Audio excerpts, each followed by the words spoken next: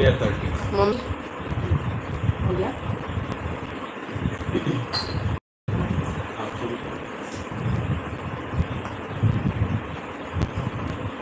हो गया। नमस्कार, आप सभी को एक बार पुनः दोपहर के सत्र में। तो पाठक जी ने जहाँ तक पढ़ाया था कि मानव के स्वधर्म में ही मत संप्रदाय वर्ग तिरोहित हो जाते हैं, यही समर्थ उपासना की प्रत्यक्ष गरिमा है। यही मांगलिक है। साध्य, साधक, साधन, इन तीनों का उपासना में समाहित रहना अनिवार्य है। इनकी एक सूत्रता ही उपासना की सफलता है, अन्यथा असफलता है।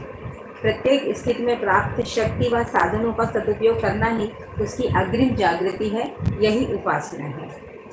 यहाँ तक पाठक जी ने जो सुबह के सत्र में अपनी बात रखी थी, उससे आगे मैं इस सत्र को कंटिन्यू करती हूँ।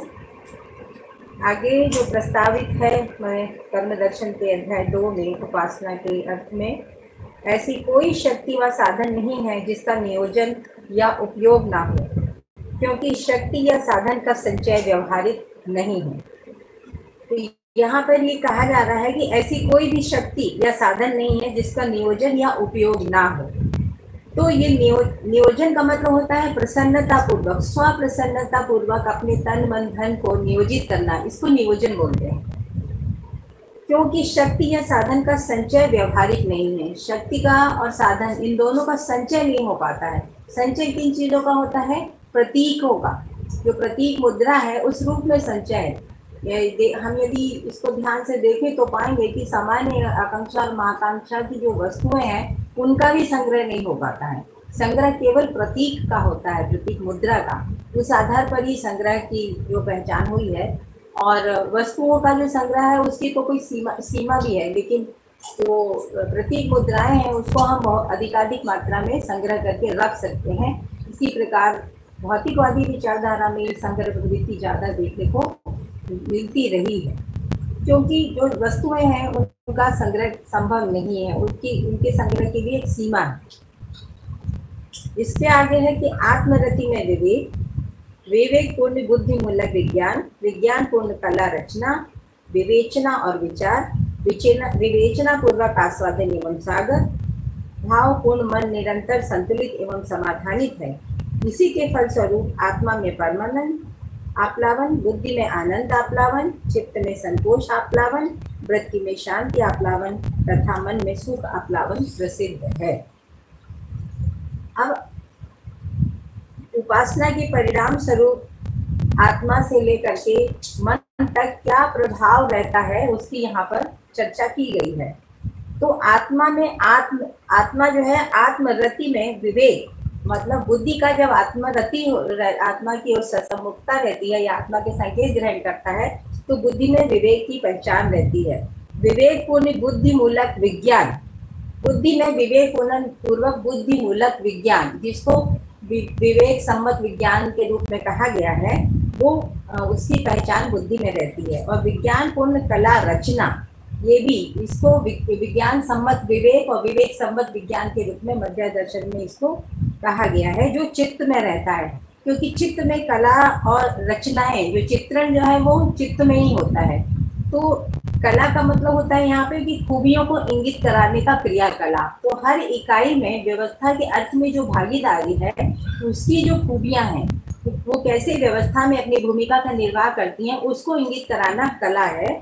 और रचना को शिल्प कला के साथ यहाँ पर जोड़ करके रखा गया है, जो भौतिक रासायनिक विधि से संपन्न की जाती है। विवेचना और विचार, वृत्ति में क्या संपन्नता रहेगी? तो विवेचना पूर्वक विचार। तो ये जब ज्ञान संपन्नता हो जाती है और प्रयोजन के अर्थ में विचार होता है उसको विवेचना कहते हैं। और विवेचनाधिकारी जो है वो ज्ञानावस्था में ही सिद्ध हुआ है। और विवेचना किस चीज की होगी? तो रूप गुण स्वभाव और धर्म की ही विवेचना है, इससे ज्यादा विवेचना की संभावना नहीं है। इसको एक प्रकार से हम और समझ सकते हैं कि अनेक दिशा कोण परीक्षण पूर्वक समाधानकारी सूत्र सहित लक्ष्य को पहचानना ही विवेचना है, जो वृत्ति में ये क्रिया संपन्न होती है। विवेचना पूर्वक आस्वादन एवं स्वागत। तो चूंकि विवेचनाएं रूप गुण स्वभाव धर्म के साथ हैं, तो आस्वादन की क्रिया मन में होती है और विवेचना की क्रिया वृत्ति में होती है। तो ये वृत्ति और चित्त के बीच में जो क्रिया होती है, मन और वृत्ति के बीच में, वृत्ति और चित्त के बीच में, चित्त और बुद्धि के बीच में, और बुद्धि और आत्मा के बीच में जो क्रियाएं हैं उनकी यहाँ पर चर्चा की गई है। तो आस्वादन का मतलब है आशय पूर्वक स्वादन क्रिया। तो यहाँ आशय से जिस आशय से ये बात यहाँ पर रखी गई है उसको यदि हम उपासना के साथ में जोड़ करके देखते हैं तो भौतिक मतलब भूतात्मा, देवात्मा और दिव्यात्मा, या पशु मानव, राक्षस मानव, देव मानव और दिव्यता के लिए ही सारी उपासनाएं हैं। तो हम किस आशय से, हम रुचि मूलक आस्वादन के लिए में रत हैं, या मूल्य मूलक आस्वादन में रत हैं, या लक्ष्य मूलक आस्वादन में रत हैं, इस प्रकार से तीनों आस्वादनों की उपादेयता हमको समझ में आती है। एवं स्वागत, स्वागत मतलब श्रेष्ठता को की स्वीकृति। तो ज्ञान संपन्न मानव ही जो है हर इकाई की श्रेष्ठता, और मानव इकाई में जो श्रेष्ठता है, क्योंकि श्रेष्ठता की पहचान मानव इकाई में है, और मानव ही अध्ययन पूर्वक अस्तित्व की समग्र व्यवस्था को समझता है। तो उस अर्थ में यहाँ स्वागत भाव को लिखा है। एक अर्थ में स्वागत को यहाँ हम इस प्रकार से भी समझ सकते हैं कि विरोध का समन ही स्वागत है। भावपूर्ण मन निरंतर संतुलित एवं समाधानित है। ये दिव्यता की बात है, मतलब क्रिया पूर्णता के बाद की जो स्थिति है उसकी सारी चर्चा यहाँ पर की गई है। तो भावपूर्ण मन जो है वो निरंतर संतुलित एवं समाधानित रहता है। तो ये मन और वृत्ति के बीच की क्रिया बताई जा रही है, क्योंकि समाधान जो है वो वृत्ति में ही रहता है। इसी के फलस्वरूप आत्मा में परमानंद आप्लावन, बुद्धि में आनंद आप्लावन, चित्त में संतोष आप्लावन, वृत्ति में शांति आप्लावन, मन में सुख आप्लावन प्रसिद्ध है। आप्लावन क्या है? तो आप्लावन है निर्भरता एवं अनुभूति का जो प्रभाव बुद्धि पर पड़ता है ना। तो आत्मा में जो आत्मा निर्भ्रम होकर के जो दिव्य पद को प्राप्त करती है, दिव्यता को प्राप्त करती है, उसमें जो प्रभाव दिखाई देता है सहस्तित्व में अनुभव का, उसको परमानंद आप्लावन बोलते हैं।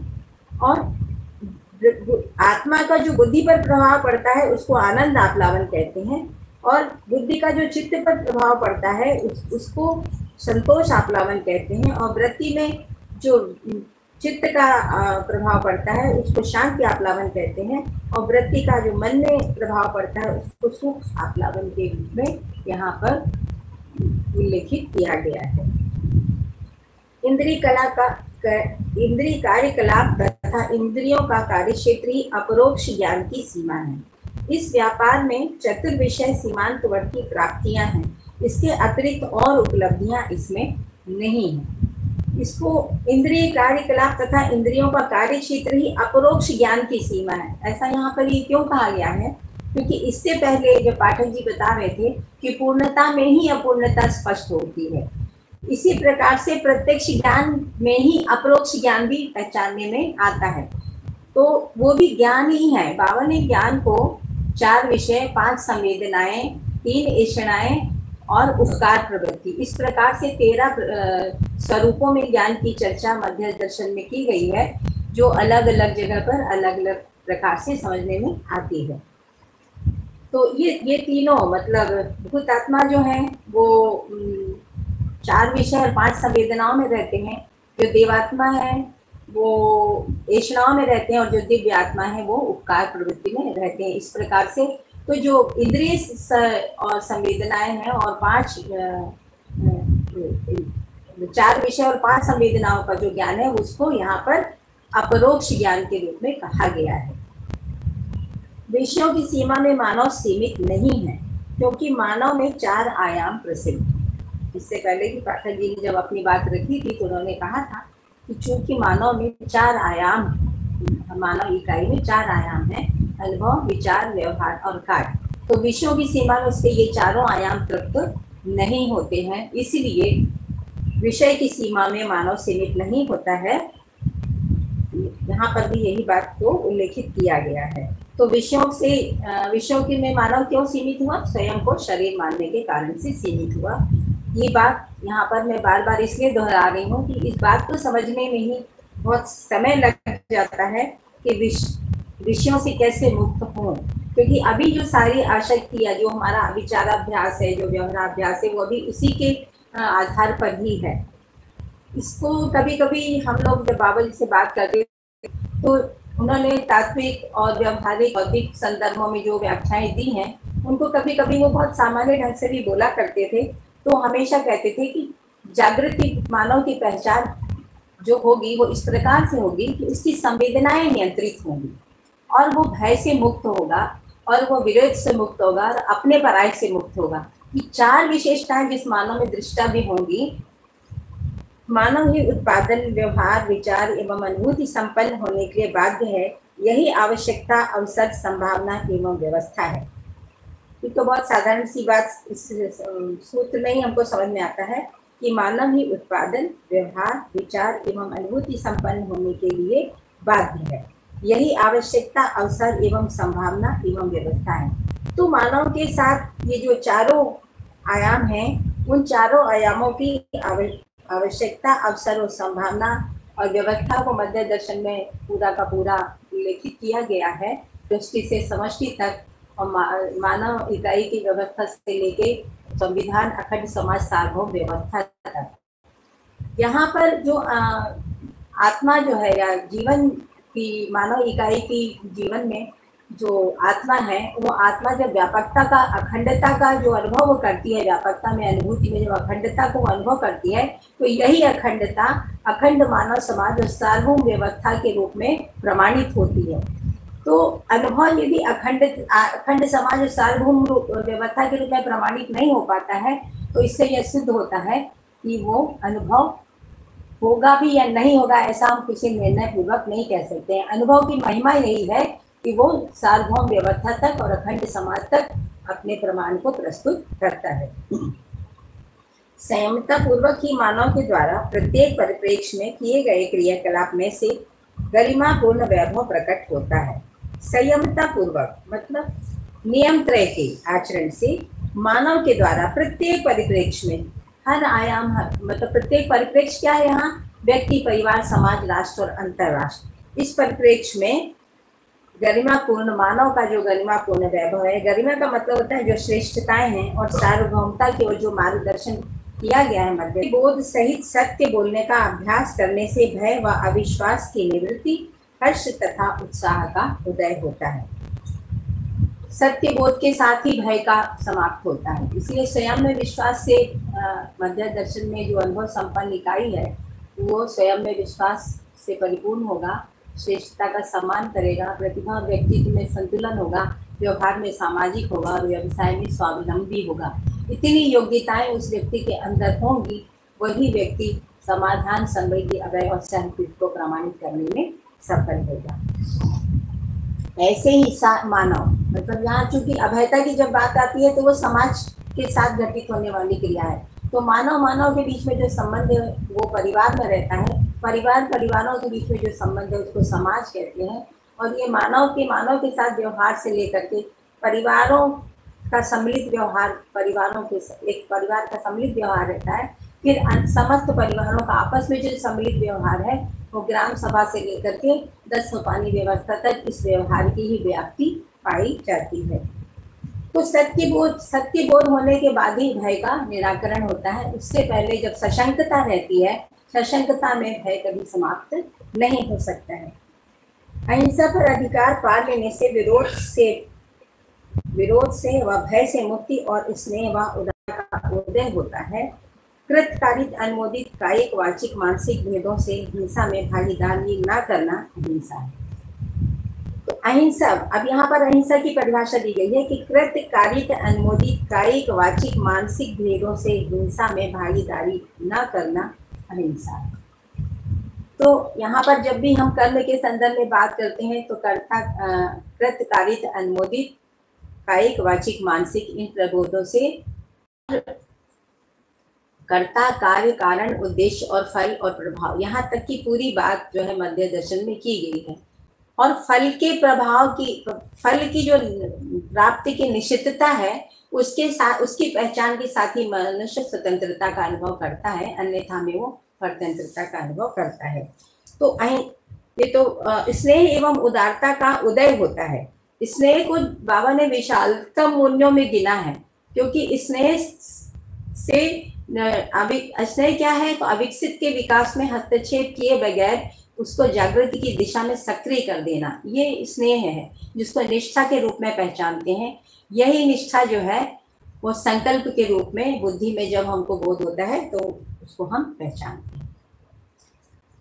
अपरिग्रह में निष्ठा से दयनीयता तथा हीनता का नाश एवं धैर्य व धृति का उदय होता है। अपरिग्रह का मतलब होता है उत्पादन में स्वावलंबी, श्रम पूर्वक समृद्धि पर विश्वास होना।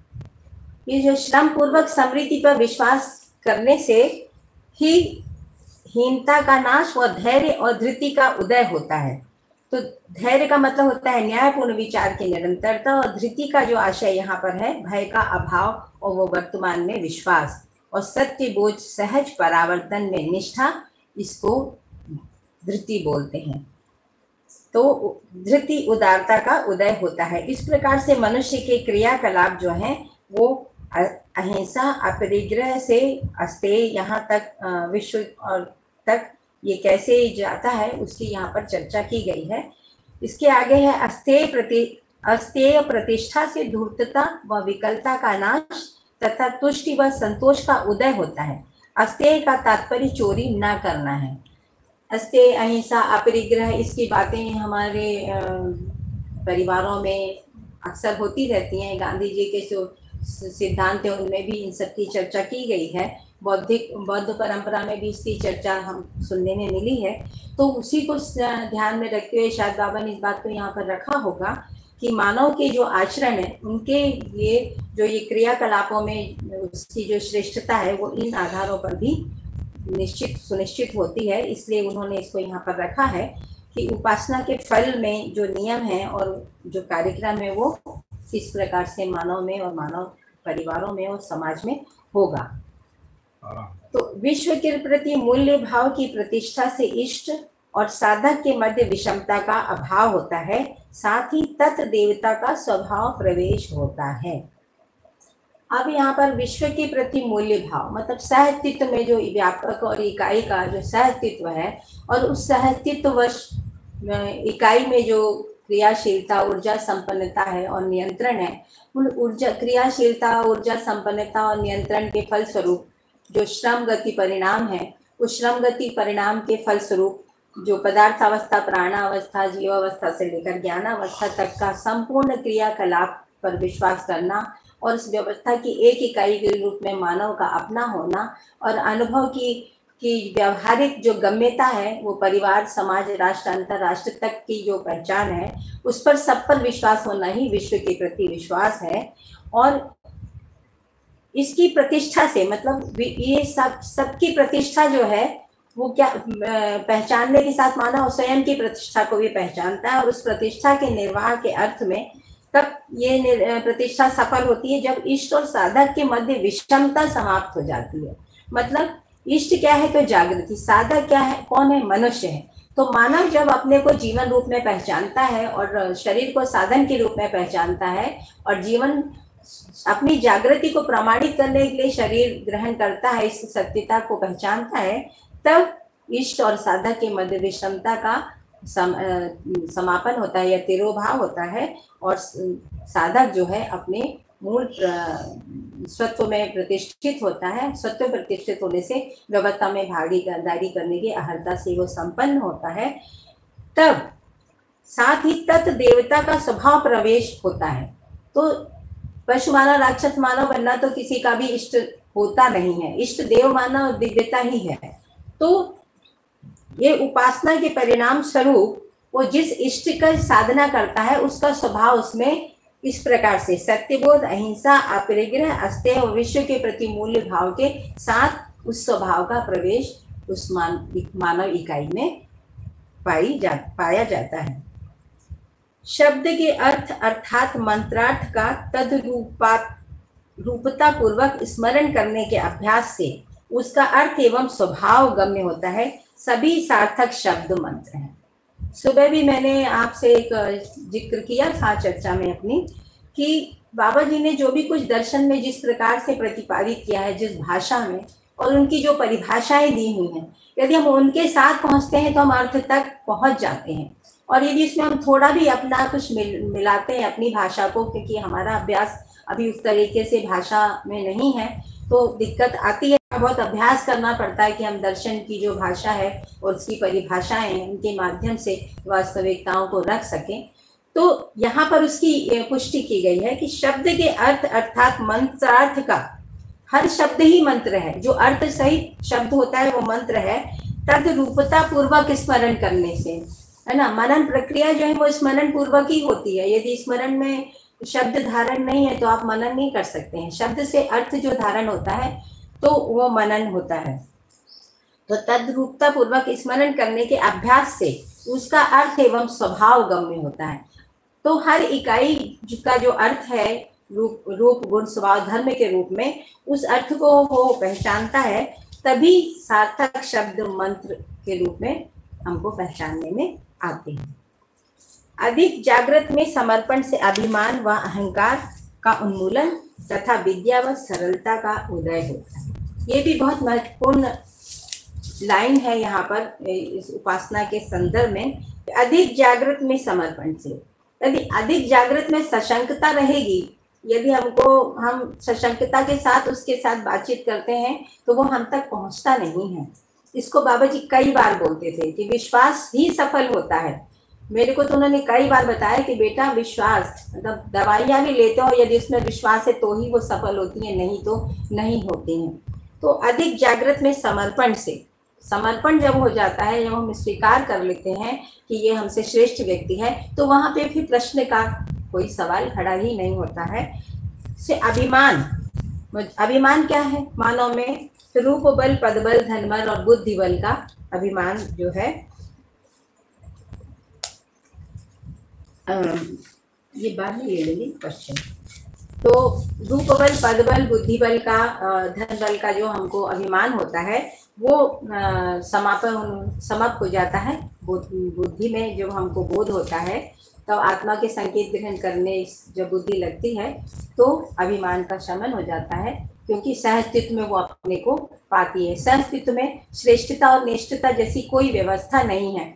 इसको बाबा जी ने अनुभव दर्शन में इतना सुंदर व्याख्या किया है, इतने सुंदर ढंग से उन्होंने अपनी अनुभूति को रखा है कि आत्मा ब्रह्म से नेष्ट होते हुए भी नेष्ट नहीं है, क्योंकि सहअस्तित्व में है ना। और कम इकाई, अधिक विकसित इकाई कम विकसित के माध्यम से व्यक्त होती है, तो व्यापक जो है वो इकाई के माध्यम से व्यक्त होता है। इसी प्रकार जीवन जो है वो शरीर के माध्यम से व्यक्त होता है। ये अभिमान को समाप्त करने के लिए दो बहुत बड़े पुष्टि के तथ्य हैं जो मध्य दर्शन में दिए गए हैं। तो अभिमान के उन्मूलन से विद्या व सरलता का उदय होता है। विद्या जो जैसा है उसको वैसा का वैसा स्वीकारना, और सरलता का मतलब होता है ग्रंथि व तनाव रहित अंगहार, है ना, जो सहजता और सत्यता के योग फल में सरलता का उदय होता है। शरीर संवेदना संयत रहने से मन की पवित्रता से मनोबल का लाभ होता है। अब मैंने पहले भी बोला था कि बाबा ने बताया शरीर संवेदनाएं नियंत्रित रहेंगी, ये तुमको ही पता चलेगा। जागृत मानव का शरीर संवेदनाएं नियंत्रित रहेंगी। वो पहले शुरू प्रारंभिक दिनों में जब चर्चा किया करते थे तो इसकी बहुत बात किया करते थे। तो शरीर संवेदना संयत रहने से मन की पवित्रता से मनोबल का लाभ होता है। पवित्र विचार ही मनोबल है, ऐसा भी एक सूत्र मध्य दर्शन में कहा गया है। और यहाँ पर मनोबल का एक और आशय मैं आपके सामने रख देती हूँ कि समाधान संपन्न का मानसिकता ही मनोबल है। स्व शरीर मोह नष्ट होने से संसार के प्रति मोह दूर होता है। सर्व शुभ रूपी आत्म कामना पूर्ण बुद्धि से ही विश्व के प्रति उदारता, दया, कृपा, करुणा का प्रसवन तथा विश्व की आधारभूत सत्ता में सहअस्तित्व ज्ञान एवं अनुभव होता है। स्व शरीर मोह नष्ट होने से संसार के प्रति मोह दूर हो जाता है। मोह जो है संकीर्णता के प्रति मुग्ध हो जाना, मतलब मानव जो है उसमें दो इकाइयाँ, एक जीवन और एक शरीर, और ये दोनों इकाइयाँ मिल करके एक मानव इकाई के रूप में व्यक्त होती है।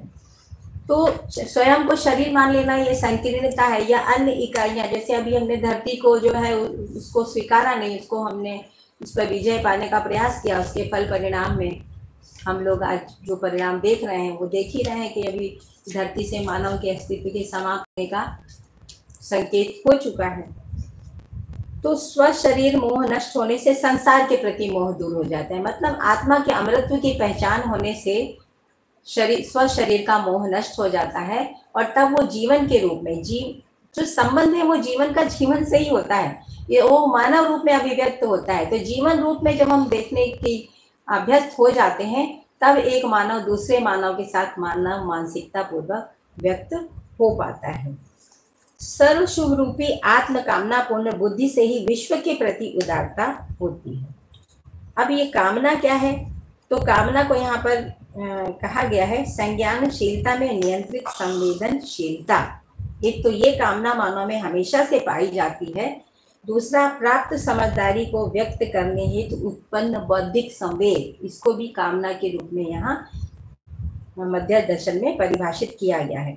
तो कामना पूर्ण बुद्धि से ही विश्व के प्रति उदारता आती है, जैसा कि समस्त विश्व के प्रति। तो कहाँ कहाँ संबंध है? दो ही संबंध, एक मानव का मानव के साथ, एक मानव का प्रकृति के साथ। इन दोनों संबंधों में व्यवस्था के अर्थ में मानव मानसिकता पूर्वक भागीदारी ही उदारता है। दया कृपा करुणा का प्रस्वन तथा विश्व की आधारभूत सत्ता में सहअस्तित्व ज्ञान एवं अनुभव होता है। दया कृपा करुणा का प्रस्वन, अब जो मानव इकाई अनुभव संपन्न है वह उसमें दया कृपा करुणा का प्रस्वन होता है। तो दया को हम लोग कई बार पढ़ ही चुके हैं, अभी जब से अध्ययन चल रहा है मानव विहार दर्शन में इसकी बहुत विस्तृत व्याख्या की गई है कि पात्रता हो और वस्तु उपलब्ध ना हो वो उपलब्ध करा देना दया है, और पात्रता उपलब्ध करा देने की क्षमता जो है वो योग्यता है, वो कृपा है, और इन दोनों को उपलब्ध करा देना करुणा है। तो ये अनुभव संपन्न इकाई में दया कृपा करुणा का प्रस्वन होता है तथा विश्व की आधारभूत सत्ता में सहअस्तित्व ज्ञान एवं अनुभव होता है। चूंकि ये अध्ययन पूर्वक है तो हम लोगों को अध्ययन पूर्वक ही दया कृपा करुणा, दया कृपा के साथ ही ये सहअस्तित्व में अनुभव होगा और ज्ञान होगा। संयमता के बिना बौद्धिक मूल प्रवृत्तियों की परिष्कृति, बुद्धि बल, सामाजिक मूल्यों की अनुभूति, चैतन्य क्रिया का दर्शन, समाधान और संयमता सिद्ध नहीं होती है। अब यहाँ पर संयमता के बिना मूल प्रवृत्तियों की परिष्कृति, तो संयमता क्या है? नियंत्रण ही संयम, मानवीयतापूर्ण विचार व्यवहार और व्यवसाय ही संयम का प्रमाण है। तो जो संयमता की कामना है या संज्ञानशीलता में संवेदनाएं नियंत्रित रहने की जो कामना है, वहाँ से संयम आता है। नियम त्रय के पालन से संयम आता है और संतुलन आता है। तो नियम बौद्धिक नियम के पालन से मानव में संयमता आता है, सामाजिक नियम के पालन से समाज में संयमता आती है, और प्राकृतिक नियम के पालन से व्यवस्था में संयमता की पहचान या व्यवस्था संयमता प्रमाणित होती है। तो संयमता के बिना बौद्धिक मूल प्रवृत्तियों की परिस्थिति, जो असंग्रह, स्नेह, विद्या, सरलता और अभयता, ये बौद्धिक मूल प्रवृत्तियां हैं, इनकी परिस्थिति संयमता से ही संभव है।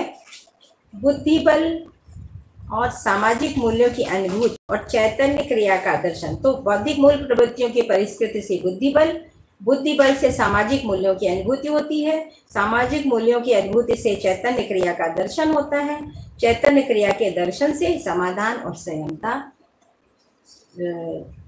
सिद्ध। अच्छा, यहाँ पे ये उल्टा ही हो, परिष्कृति और बुद्धि बल, सामाजिक मूल्यों की अनुभूति, चैतन्य क्रिया का दर्शन, समाधान और संयमता सिद्ध नहीं होती, ऐसे क्या हो?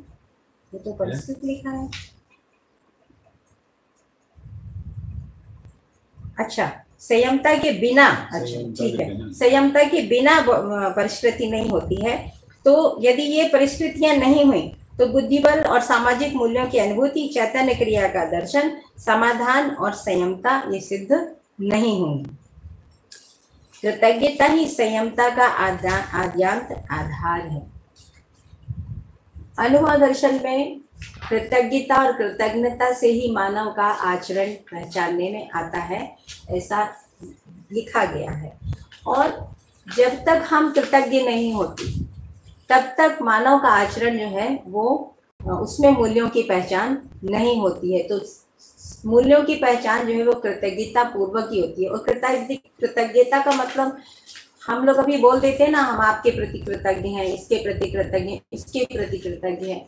मेरी जो समझ है मैं उसको आपके सामने रख रही हूँ कि जो भी सहयोग, सहकारिता या जो भी हमारी जागृति के अर्थ में जो हमको हमारे विकास में जो भी लोग या जो भी परिस्थितियां सहायक हुई हैं, इनमें जिन मानवों ने हमारा जिस भी प्रकार से भौतिक, आध्यात्मिक या बौद्धिक जो भी हमारा सहयोग किया है, वैसा ही सहयोग हम उसे और अन्य इकाइयों के लिए करते हैं। यही कृतज्ञता के रूप में कृतज्ञता के रूप में प्रमाणित होता है, ऐसी मेरी स्वीकृति है। तो ये कुछ बोलने का क्रियाकलाप नहीं है, ये करने का क्रियाकलाप है।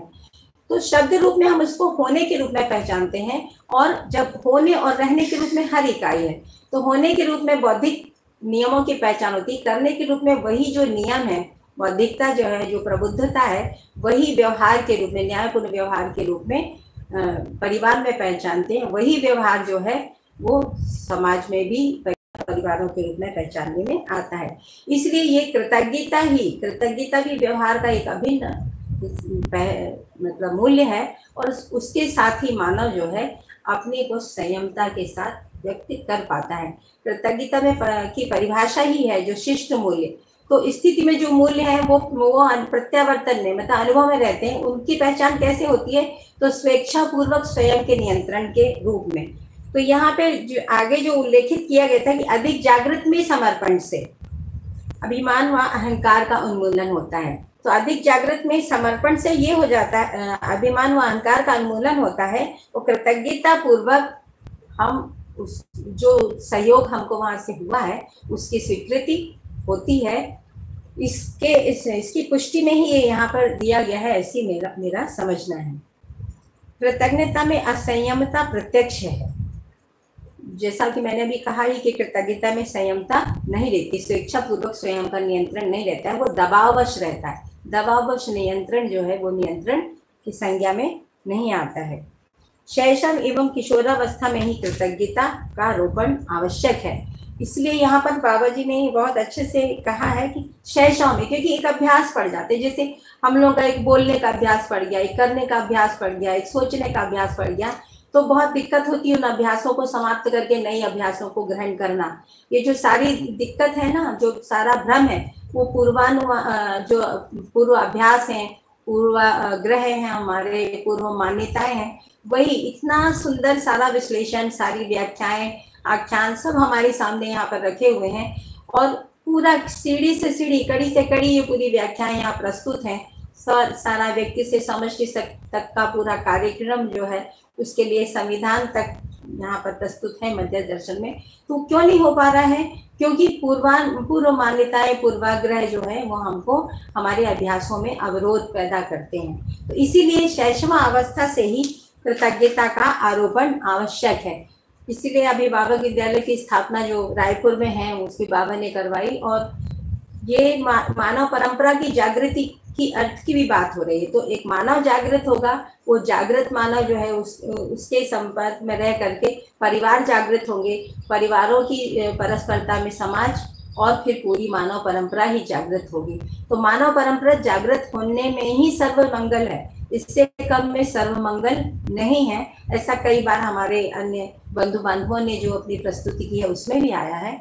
और हम दोनों जो आपके सामने रख रहे हैं कि सर्व शुभ में ही स्वशुभ समाया रहता है।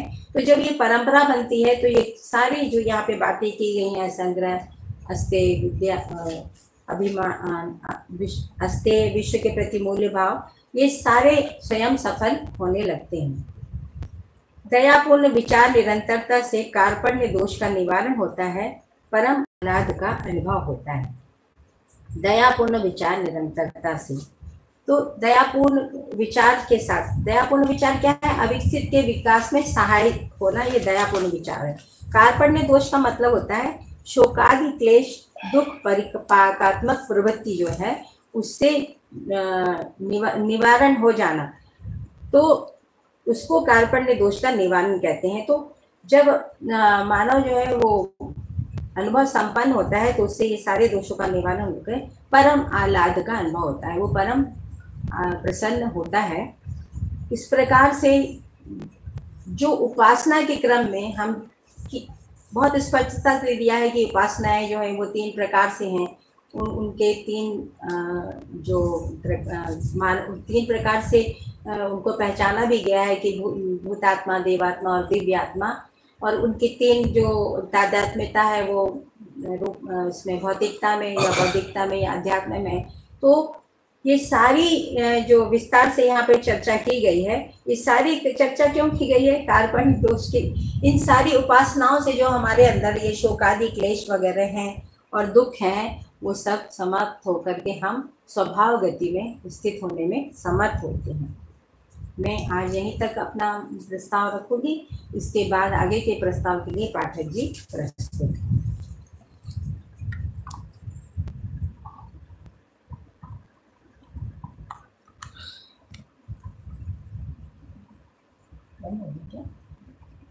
बोलो। अच्छा, जो अगला सूत्र है वो थोड़ा सा कठिन भी है। तो इसमें लिखा है कि जिस लक्ष्य में अंतःकरण को तदाकार करें उसी में वह प्रखर होता है। तो अंतःकरण का मतलब है मनोवृत्ति, चित्त, बुद्धि, है ना। तो परंपरा में जो जिसको हम लोग ध्यान कहते हैं, तो उसमें चित्त वृत्ति का नियोजन होता है। तो चित्त वृत्ति को किसी एक प्रतीक पर या किसी तत्व पर, है ना, उस पर ध्यान को केंद्रित करते हैं, ऐसा उल्लेख मिलता है। और ध्यान करते करते उसके साथ तदाकार हो जाते हैं, है ना। तो तदाकार होने से कुछ उपलब्धियां होती हैं। उन उपलब्धियों के बारे में बहुत सारी मान्यताएं हैं। तो यहाँ बाबा जी लिखा है कि जल में तदाकार होने से संताप का नाश एवं तृप्ति का अनुभव होता है। तो यहाँ पर जो संताप का नाश होता है, ये सब शरीर से संबंधित बात है ना। तो शरीर में जो संताप होता है उसका नाश होता है। और तृप्ति का भी मतलब यही है कि जो का नाश होता है और आरोग्य का लाभ होता है। तो हम लोग ऐसा आयुर्वेद में ऐसा पढ़ते रहे हैं कि यदि किसी भी अंग अवयव की यदि अग्नि, और आरोग्य का मतलब है सम अग्नि का बना रहना, मतलब हर अंग अवयव में एक स्वभाव गति रहती है। सम अग्नि का मतलब है कि संतुलित अग्नि रहती है ना, संतुलन के अर्थ में अग्नि रहती है। जैसे हम लोगों का टेम्परेचर होता है ना, शरीर के सभी अंग अवयवों में एक सम अग्नि रहती है। और यदि ये अग्नि कम होती है किसी कारण से, उसी को रोग कहते हैं। तो यदि हम अग्नि के यानी मन, वृत्ति, चित्त, बुद्धि को यदि अग्नि के साथ तदाकार करते हैं, यानी अंतःकरण को यदि अग्नि के साथ तदाकार करते हैं, उस स्थिति में भी शरीर में अग्नि बढ़ती है और उससे रोगों का नाश होता है और आरोग्य का लाभ होता है ना। यदि अग्नि कम होती है तो रोग होता है ना। तो अग्नि कम होने के कई कारण हो सकते हैं। तो ध्यान यानी अंतःकरण को उधर नियोजित करने से भी अग्नि के साथ तदाकार होने से रोग का नाश और आरोग्य का लाभ होता है। इसी तरीके से वायु में तदाकार होने से अस्थिरता का नाश होता है और स्थिरता का लाभ होता है ना। ये भी एक नए प्रकार की बात आई है शायद। तो हम लोग जो प्राणायाम करते हैं, प्राणायाम परंपरा में प्रस्तावित किया गया है। तो प्राणायाम पूर्वक जो है वायु से तदाकार होते हैं। वायु से तदाकार होते हैं मतलब वायु पे नियंत्रण को पा लेते हैं ना। तो प्राण पे आयाम पा लेते हैं या वायु के ऊपर नियंत्रण पा लेते हैं, यानी वायु के साथ तदाकार हो जाते हैं। ऐसा करने से अस्थिरता का नाश होता है, क्योंकि जो प्राण वायु रहती है, प्राण वायु ही मन और मेधस के बीच में एक सूत्रता के रूप में या सूत्रित होती है ना। तो मन का जो प्रभाव है वो प्राण वायु पे होता है। प्राण वायु के कारण से मेधस में तरंग उत्पन्न होती हैं और वही जो है भाव और विचार और व्यवहार में व्यक्त होती है इस तरीके से। तो यदि प्राणायाम की विधि से यानी अंतःकरण को अंतःकरण के माध्यम से, है ना, वायु को लक्ष्य करके, है ना, प्राणायाम यानी प्राण के आयाम पे नियंत्रण पा लेने से तो मेधस में यानी मस्तिष्क में एक प्रकार की स्थिरता आती है ना। तो उसी को कहा कि उससे अस्थिरता का नाश होता है। जैसे बाबा जी ने लिखा भी है कि जैसे जो अपान वायु है वो बल शोषक होती है और प्राण वायु जो है बल पोषक होती है। तो यहाँ पर जो बात हो रही है वो प्राण वायु की बात हो रही है। तो प्राण वायु के साथ तदाकार करने से क्या होता है कि अस्थिरता का नाश होता है, मतलब जो मानसिक अस्थिरताएं होती हैं, है ना, उनका नाश हो जाता है और स्थिरता का लाभ होता है। इसी तरीके से प्रकाश में तदाकार होने से अज्ञान का नाश होता है और ज्ञान का उदय होता है। तो परंपरा में कुछ इस प्रकार की मान्यताएं हैं जिसको मुझे लगता है कि मैंने अभी अनुमान पूर्वक ही इस पर बात की है। तो प्रकाश में तदाकार का मतलब ही ये है कि ज्ञान के साथ तदाकार होना, ज्ञान को यानी वस्तु के ज्ञान को समझने के लिए प्रयास करना, यानी अंतःकरण को जो भी भौतिक रासायनिक वस्तु है, शरीर है, अंग अवयव है, उसके ज्ञान पक्ष को, उसके प्रयोजन को, उसकी उपयोगिता को समझने का प्रयास करने से यानी अंतःकरण को नियोजित करने से अज्ञान का नाश होता है और तत्व संबंधी ज्ञान का उदय होता है। इस पे जो मेरी अपनी प्रारंभिक समझ है उसके आधार पे मैंने आपके सामने ये 4 बातों को रखा है। मुझे लगता है कि मैं बाबा जी से इस पे ज़्यादा चर्चा नहीं कर पाया हूँ और अन्य वाङ्मयों में भी इसका उल्लेख नहीं मिला है ना। फिर भी मेरे अनुमान में जो आया वो मैंने आपके सामने रखा। इसके बाद लिखा है कि परहित चिंतन से यानी अंतःकरण को यदि परहित चिंतन में लगाते हैं तो उससे उत्साह व आह्लाद की वृद्धि होती है। आह्लाद का मतलब होता है उत्थान के लिए जो साहसिकता पूर्वक या धैर्य पूर्वक विधिवत प्रवृत्ति है उसको उत्साह कहते हैं। और आह्लाद का मतलब है उत्साह सर्वसुख कार्य प्रवृत्ति के रूप में रहता है या अनुभूति का जो बोध और चिंतन है उसको भी आह्लाद कहते हैं। तो आह्लाद का मतलब है उत्साह सर्वसुख प्रवृत्ति और उत्साह का मतलब है उत्थान के लिए साहसिकता पूर्वक धैर्य पूर्वक विधिवत प्रवृत्ति, है ना। और आह्लाद की एक और परिभाषा है, वो है अनुभूति का बोध एवं चिंतन। तो परहित चिंतन यानी दूसरों के हित का, कल्याण का, शुभ का चिंतन करने से उत्साह और आह्लाद की वृद्धि होती है। फिर है परोपकार से यश होता है। यदि हम अंतःकरण को परोपकार में लगाते हैं ना, जिनको हम लोग साधन भी बोल रहे हैं, है ना, आंतरिक साधन जिसको कहें, मन वृत्ति चित्त बुद्धि को, है ना। और इसके अलावा जो हमारे पास तन और मन है और धन है, तन मन धन। तो जब हम मन बोलते हैं तो अंतःकरण की बात कर रहे होते हैं ना। फिर तन और फिर जो धन है, यदि इनको परोपकार में लगाते हैं तो उससे जो है यश में वृद्धि होती है। क्यों होती है? क्योंकि हम दूसरे के विकास और जागृति में जो है सहयोग करते हैं, उससे उसमें स्वीकृति होती है ना। स्वीकृति के रूप में यश में वृद्धि होती है या यश होता है ना।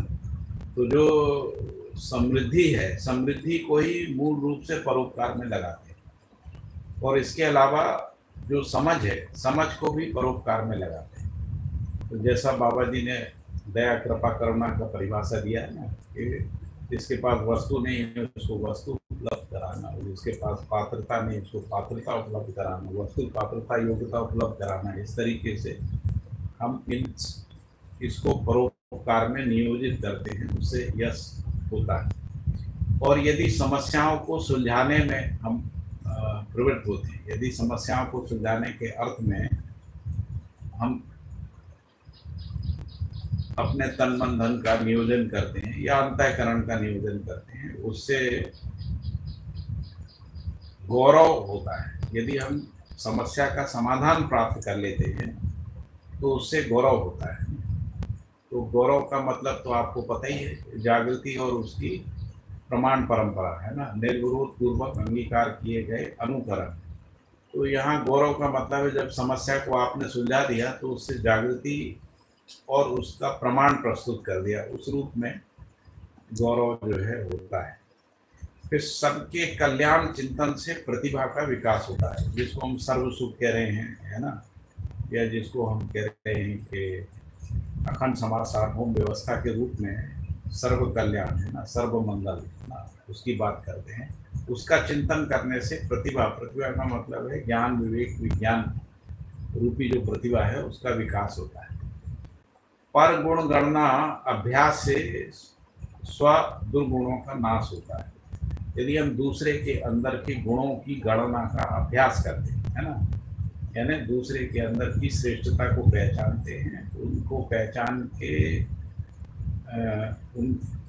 उसमें जितनी भी प्रकार की श्रेष्ठताएं हैं उन श्रेष्ठताओं को निरंतर पहचानते रहते हैं ना, इसी का नाम परगुण गणना है। गणना का मतलब 1 2 3 4 इस तरीके से नहीं है।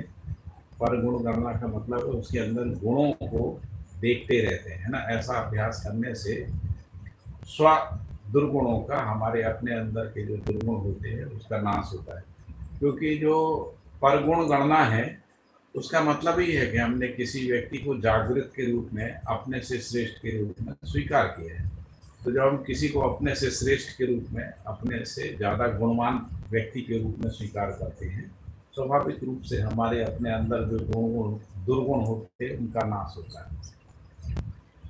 फिर इसमें लिखा है पक्षपात बुद्धि, यानी जो जिस बुद्धि में पक्षपात होता है, पक्षपात बुद्धि पर पक्ष के सद्गुण को ग्रहण करने में समर्थ नहीं होती। तो इसलिए बुद्धि का निष्पक्ष होना जरूरी है ना। यदि बुद्धि निष्पक्ष नहीं तो ये पक्षपात क्यों होता है? तो पक्षपात किसी न किसी मान्यतावश होता है ना। जब हम किसी मोहवश भी होता है पक्षपात, हम जिसके साथ मोहग्रस्त होते हैं उसके पक्ष में यदि हम अपने को नियोजित करते हैं तो उसको पक्षपात बुद्धि कहते हैं। तो पक्षपात बुद्धि पर पक्ष के सद्गुणों को ग्रहण करने में असमर्थ होती है। तो जो ऊपर लिखा था ना, परगुण गणना का अभ्यास करना, तो परगुण गणना के अभ्यास के लिए ये भी जरूरी है कि जो बुद्धि है उसको पक्षपात से मुक्त किया जाए।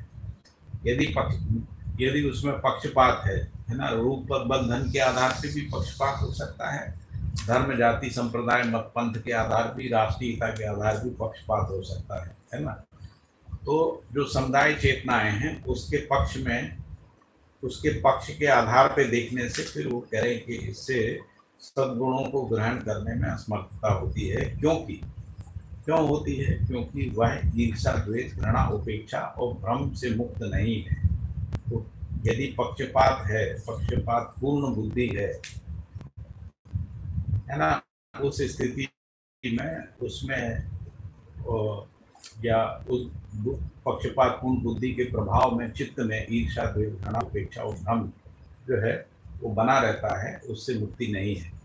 तो यदि उससे मुक्ति नहीं है तो स्वगुण गणना भी नहीं हो सकती है ना, सबके कल्याण का चिंतन भी नहीं हो सकता। फिर अगला सूत्र है जागृति क्रम में स्व और पर पक्ष की स्थिति नहीं पाई जाती। क्योंकि जब हम संबंध और संपर्क में होते हैं ना, तो मानव संबंध और संपर्क की निरंतरता के साथ है, संबंध और संपर्क विहीन नहीं है। उस स्थिति में स्व और पर पक्ष नहीं होता है।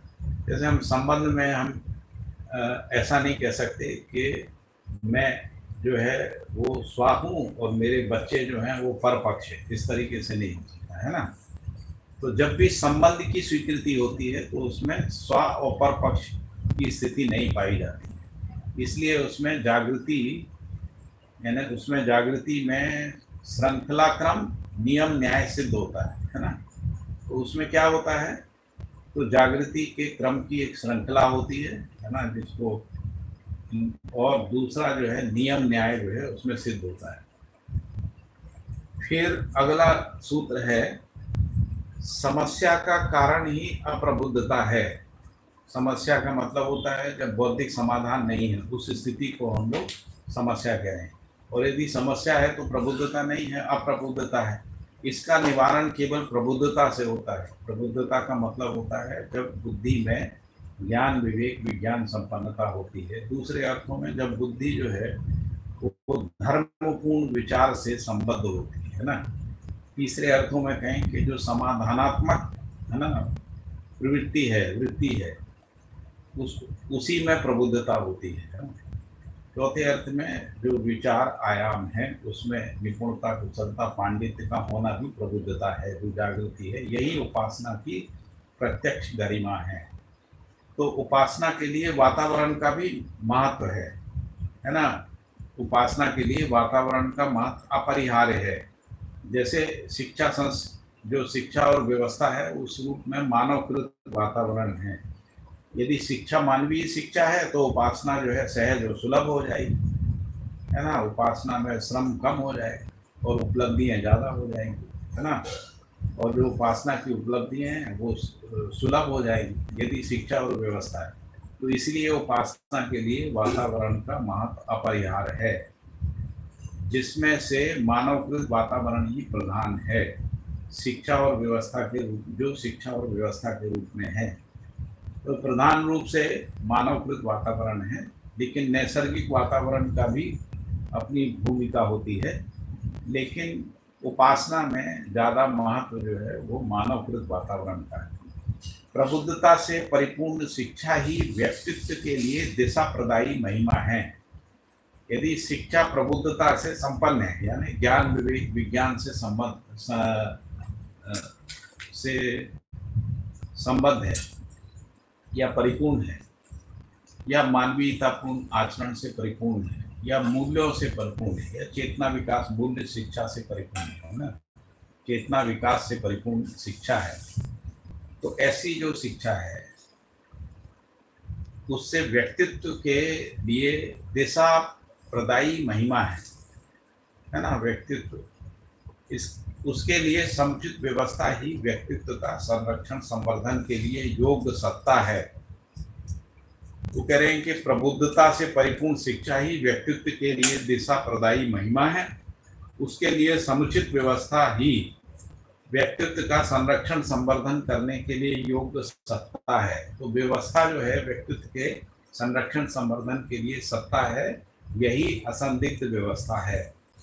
फिर आगे लिखा है कि प्रबुद्धता का सामान्यीकरण प्रक्रिया ही गुणात्मक परिवर्तन का प्रत्यक्ष रूप है। तो पहले क्या होता है, एक व्यक्ति जो उपासना पूर्वक प्रबुद्ध होता है वही शिक्षा व्यवस्था में भागीदारी पूर्वक अपनी प्रबुद्धता का सामान्यीकरण करता है।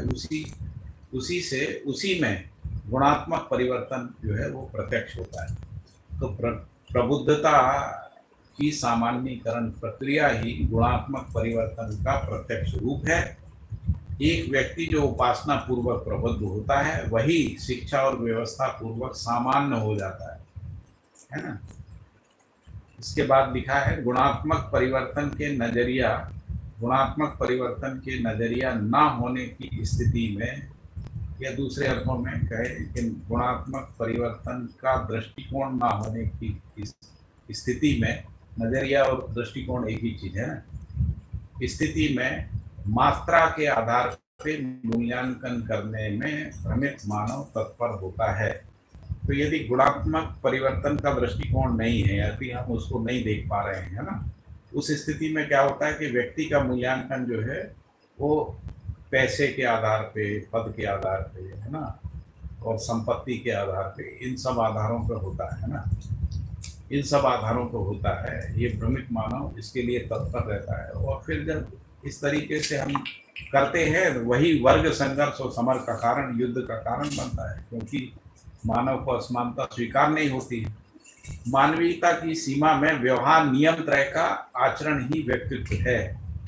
मानवीयता की सीमा में जो व्यवहार नियम त्रय का आचरण ही व्यक्तित्व है। ऐसे व्यक्तित्व के निर्माण में सक्रिय योगदान ही कर्तव्य है। यही पुरुषार्थ है, यही प्रबुद्धता है। तो यहाँ एक अन्य दृष्टिकोण से जो है प्रबुद्धता को समझाने का प्रयास किया। मानवीयता की सीमा में जो जो व्यवहार है, जिसको हम लोग नियम त्रय कह रहे हैं। नियम त्रय का मतलब है बौद्धिक, सामाजिक और प्राकृतिक नियमों का जो आचरण है वही व्यक्तित्व है ना। और ऐसे व्यक्तित्व निर्माण करने में जो सक्रिय योगदान है किसी परिवार का, समाज का, राष्ट्र का, अंतर्राष्ट्र का, है ना, वही पुरुषार्थ है ना। यही पुरुषार्थ ही प्रबुद्धता है ना। फिर आगे लिखा है उपासना व्यक्ति की सीमा में। उपासना व्यक्ति में या व्यक्ति की सीमा में व्यक्तित्व तथा कर्तव्य का प्रत्यक्ष रूप प्रदान करती है, क्योंकि उपासना स्वयं में शिक्षा व्यवस्था है, इसीलिए यही प्रबुद्धता है। प्रबुद्धता ही मानव की सीमा में शिक्षा व्यवस्था है। व्यक्ति की सीमा में जो कर्तव्य और दायित्व के रूप में प्रत्यक्ष है, वही मानव की सीमा में शिक्षा और व्यवस्था के रूप में है। तो एक हम व्यक्ति के अंदर उपासना की उपलब्धि के रूप में, उसके व्यक्तित्व और कर्तव्य के रूप में उसको पहचानते हैं, और इसी को जब हम मानव परंपरा में पहचानते हैं तो शिक्षा व्यवस्था के रूप में पहचानते हैं। प्रबुद्धता ही मानव की सीमा में शिक्षा व्यवस्था है। इसके बाद एक पैराग्राफ है, शायद इस किताब में नहीं है, जो नई वाली किताब है उसमें ये वाला शायद पैराग्राफ नहीं है। प्रतीक उपासना भी सत्यता को इंगित कराने का उपाय है। तो क्योंकि बाबा जी बीच बीच में जो है परंपरा में जो उपासनाएं हैं उनका भी जिक्र कर रहे हैं ना, उसकी भी चर्चा कर रहे हैं, और उन प्रतीक उपासनाओं से क्या उपलब्धि होती है उसकी भी बात उन्होंने की है। साथ में उन्होंने ये भी कहा है कि ये जो प्रतीक उपासनाएं हैं वो सफल क्यों नहीं हो पाई, है ना। तो इसमें लिखा है कि प्रतीक उपासना भी सत्यता को इंगित करने का उपाय है। सभी प्रतीक, जितने भी प्रतीक हैं, तो सभी प्रतीक सत्य में से के लिए समाहित हैं, अस्तु सत्य ही लक्ष्य होता है। यदि हम प्रतीक को ही लक्ष्य मान लेते हैं, है ना, साध्य मान लेते हैं, जिसको कहते हैं कि प्रतीक जो है प्राप्ति नहीं है, ऐसा बाबा जी ने कहा। तो कई बार क्या होता है, जो प्रतीक उपासनाएं होती हैं उसमें सत्य का लक्ष्य छूट जाता है और उस जगह प्रतीक को ही प्राप्ति मान लेते हैं। उस स्थिति में जो उपलब्धियां होती हैं वो आंशिक उपलब्धियां होती हैं, है ना। जबकि सभी प्रतीक, तो प्रतीक क्या है? प्रतीक जैसे स्थान है, जाति है, भाषा है, कला है, चित्र है, रचना है, प्रतिमा है, स्मारक है, शब्द हैं, इस रूप में प्रतीक जो है वो पहचाने गए हैं और इनकी लोगों ने उपासनाएं करी हैं, है ना। तो इन उपासनाओं में कई लोग शब्दों में ही फंस गए, कुछ जाति में फंस गए, भाषा में फंस गए, कुछ लोग कला, चित्र, रचना आदि में फंस गए, है ना। रूप की साधना, रूप की उपासना में फंस गए, रूप को ही मान लिया कि यही जो है ईश्वर है, जबकि नाम रूप ईश्वर तो होता नहीं। तो इसलिए प्रतीक को प्राप्ति मान लेने से जो है ना उपासना सफल नहीं होती। फिर लिखा है कि सत्य और सत्यता में वैविध्यता नहीं है और प्रतीक की उपासनाओं में वैविध्यता है ना। तो यहाँ पर स्पष्ट किया गया है कि प्रतीक उपासना भी सत्यता को इंगित कराने का उपाय है।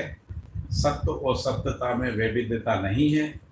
अच्छा, ये सत्यता को इंगित कराने का उपाय क्यों कहा जा रहा है? क्योंकि सभी प्रतीक सत्य में से के लिए समाहित हैं, अस्तु सत्य ही लक्ष्य है। तो प्रतीक में अनेकता है ही, है ना, क्योंकि प्रतीक अनेक है इसलिए उनमें अनेकता है। इनके द्वारा इंगित होने वाला सत्य पूर्ण है।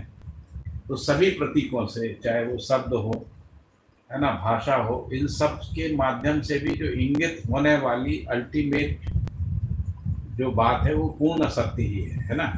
तो इसलिए प्रतीक साधनाओं का, उपासनाओं का भी जो लक्ष्य है वो सत्य ही है।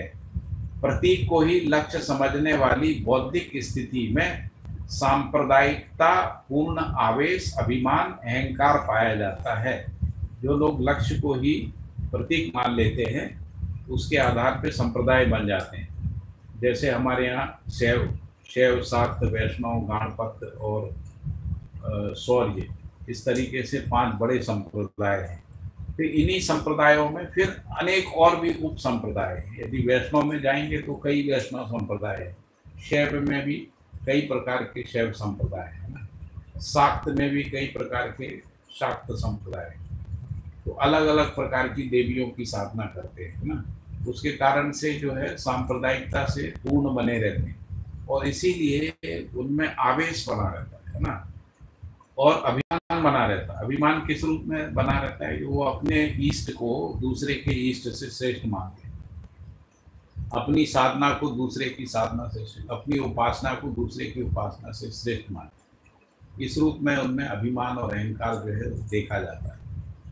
तो प्रतीक को ही लक्ष्य समझने वाली बौद्धिक स्थितियों में सांप्रदायिकता पूर्ण आवेश, अभिमान और अहंकार पाया जाता है। फिर इसके बाद लिखा है कि प्रतीक लक्ष्यवादी उपासना क्रम अपूर्णता की सीमा तक गौण और असामाजिक सिद्ध हुई है। तो प्रतीक को ही लक्ष्य मानने वाली है ना ऐसी जो उपासना क्रम है वो अपूर्णता की सीमा में है, अपूर्णता की सीमा तक गौण है और असामाजिक सिद्ध हुई है, क्योंकि इसमें मानव लक्ष्य का स्पष्टीकरण एवं प्राप्ति नहीं है, इसलिए विषमताएं हैं। ऐसे प्रतीक स्थान, जाति, भाषा, कला, चित्र, रचना, प्रतिमा, स्मारक और शब्द के भेद से गण्य हैं। ये सभी प्रतीक सत्य में से के लिए समाहित हैं। अस्तु सत्य ही लक्ष्य है। तो उपासना का जो मूल लक्ष्य है वो सत्य को ही पहचानना है।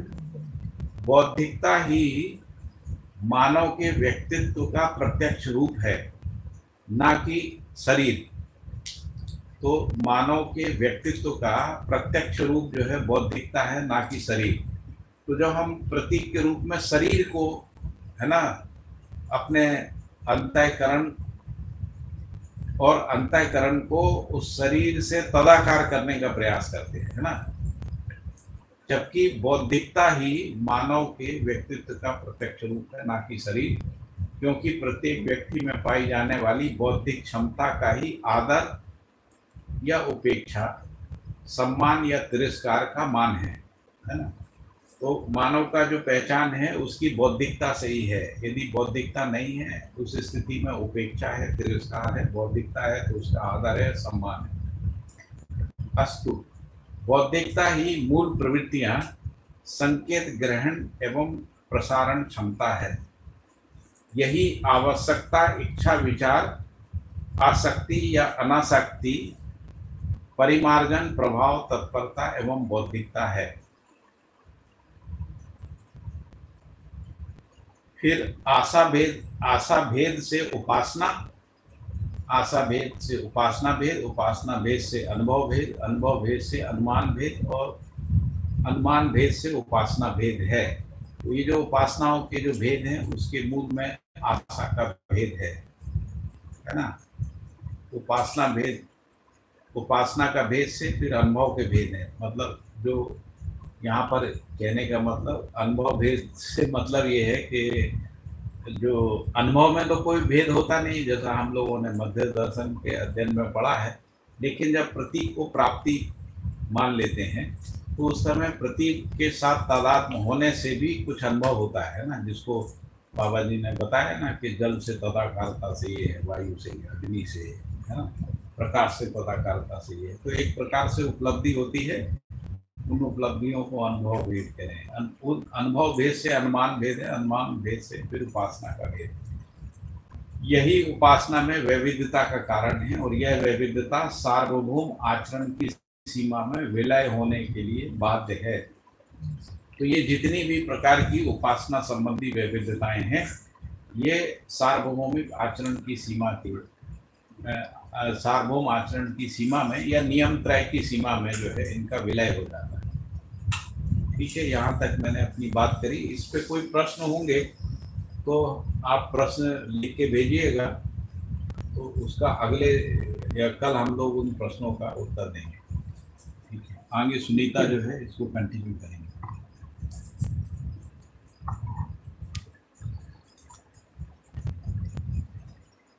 तो ये सारी चर्चा जो है उपासना के संदर्भ में विवेक के अर्थ में की जा रही है कि विवेक की पहचान मानव में होने से ही उपासना सफल होती है। इस अर्थ में ये सारी चर्चाएं यहाँ पर मध्य दर्शन में, कर्म दर्शन में रखी गई हैं। तो मानव के लिए सहज समर्थ उपासना एक अनिवार्य कार्यक्रम है जो अमानवीयता से मानवीयता क्या दोपहर हो रहा है क्या? थोड़ा नहीं, तुम्हारे में हो रहा है क्या? नहीं है। हाँ, इसमें मानव के लिए सहज समर्थ उपासना एक अनिवार्य कार्यक्रम है जो अमानवीयता से मानवीयता, मानवीयता से अतिमानवीयता की प्रतिष्ठा स्थापित करती है। तो अपने वाक्य रचना ही अपने आप में अर्थ को प्रस्तुत कर रही है कि सहज समर्थ उपासना अनिवार्य है। ये अध्ययन विधि जो है, जो समाधि विधि भी रही है, उसमें भी उपासनाएं रही हैं, जिसको बाबा ने बोला है कि उपासना करने से देवी देवता बनना जिसको होता है उसको उपासना, इंद्र जैसा देवी देवता बनना, जीवन विद्या परिचय में बाबा जी ने इसको लिखा हुआ है। और कर्म उसको कहते हैं जिससे स्वर्ग मिलता हो। तो यहाँ कर्म दर्शन में उपासना की बात की गई है कि मानसिक समृद्धि और भौतिक समृद्धि से स्वर्गीयता की उपलब्धि है। तो इन दोनों अर्थों में ही सहस्तित्व विधि से, क्योंकि बौद्धिक समृद्धि के बिना भौतिक समृद्धि प्रमाणित नहीं होती है, तो सहस्तित्व विधि से कर्म और उपासना की जो चर्चाएं हमारे यहाँ परंपरा में रही हैं, उसको बाबा जी ने इन अर्थों में यहाँ पर सफल कर दिया है। तो ये एक अनिवार्य कार्यक्रम है जो अमानवीयता से मानवीय, ये क्यों है, उपासनाएं क्यों है? तो अमानवीयता से मानवीयता के लिए और मानवीयता से अतिमानवीयता की प्रतिष्ठा को स्थापित करती है। तो जैसे हम लोग अभी पूर्व चर्चाओं में कहते ही रहे हैं कि मानवीयता से अमानवीयता तथा अमानवीयता से मानवीयता तथा मानवीयता से अतिमानवीयता की ओर जो गति है, उसके लिए यह सारी उपासनाएं हैं। तो जो देव मानव है उसकी जो बौद्धिकता में प्रयुक्ति से देव मानव और अध्यात्म में तदात्म्यता से दिव्य मानव की उपलब्धि है, और यही उपासना का अंतिम गंतव्य है। तो क्रिया पूर्णता की उपलब्धि है और आचरण पूर्णता जो है उसकी अंतिम उपलब्धि है। अब इस उपलब्धि में क्या क्या क्रम रहता है उसकी यहाँ पे चर्चा की गई है कि सहस्तित्व में अनुक्षण वीक्षण वृत्ति से सहजा वृत्ति होती है। अनुक्षण वीक्षण वृत्ति से मतलब अनुक्षण वीक्षण को यहाँ पे आगे परिभाषित किया गया है कि क्षण क्षण मध्यस्थ व्यवधान का तिरोभाव ही अनुक्षण वीक्षण वृत्ति है। मध्यस्थ व्यवधान का तिरोभाव मतलब जो जीवन जो है वो मध्यस्थ क्रिया, मध्यस्थ सत्ता में जब अनुभूत होती है तभी वो संतुलन और पूर्ण फल को प्राप्त करती है। इससे पहले जो व्यवधान रहता है उसको ही अनुक्षण वीक्षण के रूप में यहाँ कहा गया है। तो मध्यस्थ व्यवधान के तिरोभाव से ही सहज वृत्ति का प्रसवन होता है। तो इसीलिए सतर्कता जो है वो सतर्कता और सजगता ये देव मानव के साथ है, और सहजता जो है वो दिव्य मानव के साथ पहचानने में आता है। अनुक्षण का तात्पर्य है प्रत्येक क्षण में लगातार सहस्तित्व चिंतन, विचार क्रम में प्रामाणिकता का सहज प्रमाण प्रस्तुत हो जाता है, यही सहजावृत्ति है। तो अनुक्षण का तात्पर्य प्रत्येक क्षण में सहस्तित्व का चिंतन। तो जो दिव्य मानव रहता है उसकी दृष्टि केवल सत्य की ही रहती है, वहां पर फिर कुछ और दृष्टि रहती नहीं है। तो वो सहस्तित्व के चिंतन में ही निमग्न रहता है उसका विचार, और विचार क्रम में प्रामाणिकता का सहज प्रमाण जो है इस विधि से प्रस्तुत हो जाता है। इसी से सहजता की उपलब्धि होती है। सत्ता में संपृक्त प्रकृति का ज्ञान पूर्ण दर्शन क्षण क्षण मध्यस्थ व्यवधान का तिरोभाव है। यही भ्रमित भाव व अभाव का तिरोभाव है, यही सहज प्रतिष्ठा व अवस्था है। इसकी उपलब्धि में क्या परिणाम देखने को मिलते हैं? तो सत्ता में संपृक्त प्रकृति की संपृक्तता का ज्ञान ही पूर्ण दर्शन है। क्षण क्षण मध्यस्थ व्यवधान का तिरोभाव होता है, और यही भ्रमित मानव में भाव व अभाव का भी तिरोभाव, भ्रमित भाव व अभाव का भी तिरोभाव है, यही सहज प्रतिष्ठा व अवस्था है। तो ज्ञान की ही प्रतिष्ठा पाई जाती है, अज्ञानता की प्रतिष्ठा नहीं है, ऐसी हमारी परंपरा में कही गई है। वो प्रतिष्ठा मानव इकाई से लेकर के परिवार, समाज, राष्ट्र और अंतरराष्ट्र तक अभी पहचानने में नहीं आई थी। उसको यहाँ पर वो प्रतिष्ठित कैसे होगी मानव इकाई में, परिवार में कैसे प्रतिष्ठित होगी, समाज में कैसे प्रतिष्ठित होगी, राष्ट्र में और अंतरराष्ट्र तक ये प्रतिष्ठा कैसे प्रमाणित होगी, सर्व सुलभ होगी, उसकी पूरी चर्चा मध्य दर्शन में बाबा ने अपने अनुभव के आधार पर किया है। इससे हमको विश्वास बनता है कि अनुभव जो है वो उसकी ही प्रतिष्ठा है, ज्ञान की ही प्रतिष्ठा रहती है, अन्य किसी की प्रतिष्ठा नहीं है। यहाँ प्रतिष्ठा को जो परिभाषित किया है मध्य दर्शन में, मैं उसको आपके सामने रखती हूँ। तो उसकी पहली परिभाषा है कि दृष्टा पद परंपरा के रूप में जागृति सहज प्रमाण। एक तो ये उसकी परिभाषा है।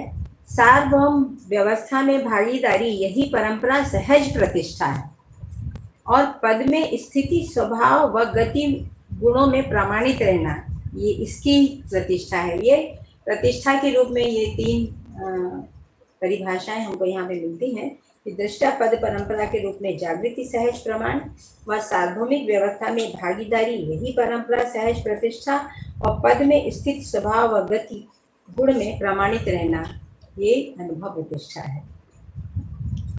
सत्ता में संप्रक्त प्रकृति सहज ज्ञान न होने से और अनुभव मूलक ज्ञान न होने से भय और प्रलोभन वश समस्त भ्रम मूलक कार्य व व्यवहार सोच विचार को बनाए रखता है, यही संपूर्ण क्लेश का कारण है। तो सत्ता में अनुभव से क्या होता है ये पहले प्रस्तुत कर दिया गया। सत्ता में अनुभव ना होने से, अनुभव मूलक ज्ञान ना होने से भय व प्रलोभन वश समस्त भ्रम मूलक कार्य व्यवहार होते हैं और सोच विचार को बनाए रखता है, यही संपूर्ण क्लेश और दुखों का कारण है। इसको क्लेश मुक्ति में मानव विहार दर्शन में हम लोगों ने इसको बहुत अच्छे से पढ़ा था। काल क्रिया की अवधि है, इसी अवधि में आरोपित विचार व इच्छा ही असहज एवं निरारोपित विचार व इच्छा ही सहज विचार। अब यहाँ पे जो चर्चा है वो काल और क्रिया के संदर्भ में है। भ्रांति है। काल क्रिया क्या है, तो काल और क्रिया के संदर्भ में। तो क्रिया क्या है, तो भौतिक क्रिया, रसायन क्रिया और जीवन क्रिया। तो भौतिक क्रियाएं जो हैं वो परिणामशीलता में सीमित रहती हैं, और जीवन क्रिया जो है वो निरंतरता में रहती है। जो सुख की निरंतरता है वो भ्रमवश नहीं हो पाती है, क्योंकि मानव ने अभी सारा जो प्रयास किया है वो भौतिक क्रियाकलापों के अर्थ में ही सुख के प्रयास में किया है, इसलिए उसको पूर्ण फल नहीं मिला। तो जीवन क्रिया की पहचान के साथ ही काल वर्तमानित ही रहता है। रचनाओं के संदर्भ में जब हम क्रिया को देखते हैं तो भूत, भविष्य और वर्तमान ये तीनों दिखते हैं, लेकिन जीवन में जब इस अनुभव संपन्नता रहती है तो वैसे तो सारी क्रियाएं ही नित्य वर्तमान है, केवल वो निरंतरता में रहना ही उसकी वर्तमानता है, निरंतर वर्तते ही रहती है, वो रुकती तो है नहीं। तो इसकी भूत और भविष्य का क्या है, तो पूर्णता में ही अपूर्णता या उसकी पहचान होती है, तो वर्तमानता में ही भूत और भविष्य की पहचान हो रही है। और क्रिया जो जीवन में जब निरंतरता की पहचान होती है तब जो निरंतर नहीं है उसकी भी पहचान हो जाती है। तो भौतिक क्रिया में रचनाओं की निरंतरता नहीं रहती है, उनकी विरचना भी इस प्रकार से होती है। लेकिन समग्र अस्तित्व में जब हम व्यापक रूप से देखते हैं तो हर घटना, हर क्रिया समग्र अस्तित्व में कहीं ना कहीं वो क्रिया चलती रहती है। इस प्रकार से हम इसको और विशद रूप में भी देख सकते हैं कि क्रिया का, रचना का भी और परिणाम का अभाव नहीं रहता है। जब हम एक रचना के संदर्भ में इसको देखते हैं तब ये बात हमको समझ में आती है। तो इसी अवधि में इसीलिए अवधि में आरोपित विचार व इच्छा ही असहजता, मतलब भ्रम में जो शब्द स्पर्श रूप रस गंध के द्वारा जो हम सुख पाने की कोशिश करते हैं वही आरोपण है। और इससे जब हम निर्भ्रम हो जाते हैं जीवन क्रिया के संदर्भ में, तब वह निरारोपित विचार व इच्छा के रूप में, सहजता के रूप में हम पहचान पाते हैं। मानव इकाई में ही जागृति के क्रम में भी निरारोपण क्षमता पाई जाती है, भ्रमवश आरोपण होता है। मतलब मानव जागृत इकाई में ही निरारोपण क्षमता रहती है और भ्रमवश ही आरोपण होता है। आरोपण मतलब जिसको अतिव्याप्ति, अनाव्याप्ति, अव्याप्ति के रूप में भी हम लोग देखते हैं, यही आरोपण है मुख्य रूप से। तो जब वस्तु स्थिति सत्य, वस्तु स्थिति सत्य, वस्तुगत सत्य की पूर्ण पहचान हो जाती है, तब जा करके हम आरोपण से मुक्त होते हैं और भ्रम से मुक्त होते हैं। जो जैसा है उससे अधिक कम समझना, जो जैसा है उससे अधिक कम अथवा ना समझना ही आरोपण है। यही अज्ञान है, यही अक्षमता, यही भ्रम है, जिसको मैंने अभी आपको अतिव्याप्ति, अनाव्याप्ति और अव्याप्ति के रूप में रखा। सत्ता में संपर्क जड़ चैतन्यात्मक प्रकृति की स्थितिशीलता व सत्ता सहज पूर्णता के संबंध में ही आरोपण व निरारोपण क्रिया का संपन्न होना पाया जाता है। तो ये कहाँ पर पाया जाता है? सत्ता में संपृक्त जड़ चैतन्यात्मक प्रकृति की स्थितिशीलता व सत्ता सहज पूर्णता के संबंध में, मतलब क्रिया में और क्रिया पूर्णता के संदर्भ में ही ये आरोपण या निरारोपण क्रिया संपन्न होती है। क्रिया पूर्ण नहीं रहती है तो आरोपण रहता है, क्रिया पूर्ण हो जाती है तो निरूपण रहता है। क्रिया पूर्णता ही अनुभव है। प्रत्येक इकाई में यहाँ से तो आपको लेना है, यहाँ पढ़िए। अब इसके बाद की प्रस्तुति पाठक जी रखेंगे। टाइम नहीं बचा ना? हाँ, नहीं बचा, 10 मिनट। अच्छा। प्रत्येक इकाई में रूप, गुण, स्वभाव और धर्म समाहित है, यही उसकी कार्यवत्ता है। इसी की गणना, परिमाण, प्रयोजन, ज्ञान ही प्रकृति के प्रति निर्भरता पूर्ण क्षमता का द्योतक है। यही प्रमाण है, यही सहजता है। तो प्रत्येक इकाई में रूप, गुण, स्वभाव और धर्म, ये चारों वास्तविकताओं की पहचान के साथ ही पूर्ण पहचान होती है, यही उसकी कार्यवत्ता है। तो जब हर इकाई जो है रूप, गुण, स्वभाव, धर्म के साथ है और इसी के साथ वो अपनी कार्यवत्ता को प्रस्तुत भी करती है। मानव इकाई जो है स्वभाव और धर्म के साथ अपनी हर इकाई अपने स्वभाव और धर्म के साथ कार्य के रूप में, कर्म के रूप में प्रवृत्त रहती है। केवल मानव इकाई नहीं थी, उस संदर्भ में ये सारी चर्चाएं यहाँ पर की गई हैं। इसकी गणना, परिमाण और प्रयोजन, ज्ञान ही प्रकृति के प्रति निर्भरता पूर्ण क्षमता का द्योतक है। तो जो भौतिक, रासायनिक या जितना भी प्रकृति है उसकी गणना होती है और व्यापकता है उसकी गणना नहीं होती है। तो ये गणना, इसकी प्रकृति की गणना, परिमाण और प्रयोजन, इतनी प्रयोजन का ज्ञान ही प्रकृति के प्रति निर्भरता पूर्ण क्षमता को लाता है। यही प्रमाण है, यही सहजता है। और ये प्रयोजन का पहचान सहस्तित्व में ही हो पाता है, उससे कम में ये पहचान होती नहीं है। संपूर्ण क्रियाएं मूलतः रूप और शब्द के भेद से दृष्टव्य हैं। तो संपूर्ण क्रियाएं मूलतः रूप, हर क्रिया का रूप तो एक रूप जो है आकार, आयतन, घनता के रूप में है और जीवन जो है वो जीवन रूप में है। और शब्द भेद में दृष्टव्य है। तो शब्द क्या है? वो अर्थ। तो रूप के भेद से और अर्थ भेद से ही सारी क्रियाएं दृष्टव्य हैं। पूरकता के बिना इकाई में अग्रिमता नहीं है। तो परस्पर पूरकता ही संबंध है। ये मध्य दर्शन में जो प्रस्तावित है सहअस्तित्व के अर्थ में, तो इकाई और इकाई के बीच में सहअस्तित्व उपयोगिता और पूरकता विधि से ही प्रमाणित होता है। तो पूरकता के बिना इकाई में अग्रिमता नहीं होती है। तो इसको हम कैसे पहचान पाते हैं कि पदार्थावस्था प्राणावस्था की पूरक है, प्राणावस्था जीवावस्था की पूरक है, जीवावस्था ज्ञानावस्था की पूरक है और ज्ञानावस्था की इकाई ज्ञान संपन्न होकर के फिर जीवावस्था और प्राणावस्था और पदार्थावस्था के लिए पूरक हो जाता है। पूर्णता पर्यंत इकाई पूरकता उपयोगिता के लिए प्रवृत्त है। पूर्णता पर्यंत समस्त इकाइयां पूर्णता पर्यंत पूरकता और उपयोगिता में प्रवृत्त रहती हैं। मानव इकाई ही भ्रमवश पूरकता और उपयोगिता में प्रवृत्त नहीं थी। उपासना पूर्वक ज्ञान संपन्न होकर के मानव इकाई भी पूर्णता और उपयोगिता में प्रवृत्त रहती है। पूरकता ही इकाई में ह्रास व विकास के लक्षणों को प्रकट करती है, यही प्रधान उपादेयता भी है। तो पूरकता ही इकाई में ह्रास या विकास के लक्षणों को प्रकट करती है, यही प्रधान उपादेयता है। तो मानव के अतिरिक्त सभी इकाई पूरकता उपयोगिता विधि से व्यवस्था में भागीदारी करती हैं। मानव इकाई भी ज्ञान संपन्न होकर के पूरकता और उपयोगिता में भागीदारी, समग्र व्यवस्था में भागीदारी करके अपने जो स्वत्व है उसको वो प्रमाणित करती है।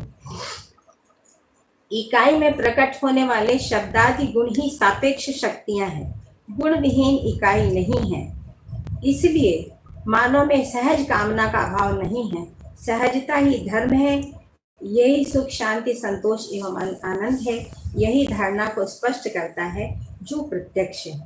तो प्रत्येक इकाई में प्रकट होने वाले शब्दादि गुण ही सापेक्ष शक्तियां हैं। शब्दादि गुण का मतलब होता है स्वभाव और धर्म। तो गुण जो है वो सम विषम मध्यस्थ के रूप में पहचानने में आते हैं। तो मध्यस्थ गुण जो है वो सापेक्षता से मुक्त रहता है और सम विषम जो है वो सापेक्षता में रहती हैं। तो मानव इकाई को छोड़ करके सारी इकाइयां सम विषम मध्यस्थ तीनों के गुणों में रहती हैं। तो जो जड़ इकाइयों में मध्यस्थ गुण जो है वो उसके विभव को बना करके रखता है, और सम विषमता के सम में रचना होती है और विषमता में विरचना होती है, और इन दोनों के काल में जो उस रचना की बने रहने हैं वो मध्यस्थ क्रिया में संपन्न होता है। तो मानव इकाई जब सापेक्षता से मुक्त होती है तभी वो व्यवस्था में भागीदारी कर पाती है, उससे कम में वो व्यवस्था में भागीदारी नहीं कर पाती है। गुण विहीन इकाई नहीं है। तो मानवीय गुणों से मानव इकाई संपन्न है, और सम विषम मध्यस्थ गुण से मध्यस्थ गुण में मानव इकाई प्रतिष्ठित है, सम विषम मध्यस्थ गुण में भौतिक रासायनिक इकाइयां प्रतिष्ठित हैं। इसलिए मानव में सहज कामना का अभाव नहीं है। कामना क्या है? तो व्यवस्था में भागीदारी पूर्वक जीना, संतुलन पूर्वक जीना, यही उसकी कामनाएं हैं। सुख, निरंतर सुख पूर्वक जीना और भागीदारी, व्यवस्था में भागीदारी पूर्वक जीना। तो मानव में इन कामनाओं का अभाव नहीं है, सहजता ही धर्म है। मतलब स्वभाव गति में ही धर्म की पहचान होती है, असहजता में धर्म की पहचान नहीं होती है। इसलिए मानव कब सहज होता है? जब वो सुखी होता है। दुख में वो कभी भी सहज नहीं होता है। यही सुख शांति संतोष एवं आनंद है। यही जीवन में जो सहजता है, जो अनुभव में सहजता की स्पष्टता होती है, यही जीवन में सुख शांति संतोष और आनंद के रूप में, जीवन लक्ष्य के रूप में सफल होता है, और यही धारणा को स्पष्ट करता है जो प्रत्यक्ष है। हर इकाई ने, जीवन इकाई में जो भी कुछ धारण किया हुआ है वो प्रबुद्धता पूर्वक, बुद्धि में इसका बोध और आत्मा में अनुभव पूर्वक ही प्रत्यक्ष होता है। आज इसको चर्चा को यही समाप्त करते हैं। कल हम आपसे सुबह के सत्र में फिर मिलेंगे। सुबह के सत्र में हम लोग कल इसको पूरा समापन करेंगे, और आप लोग के प्रश्नों के उत्तर भी यहाँ पर रखेंगे जो आज दिए हैं।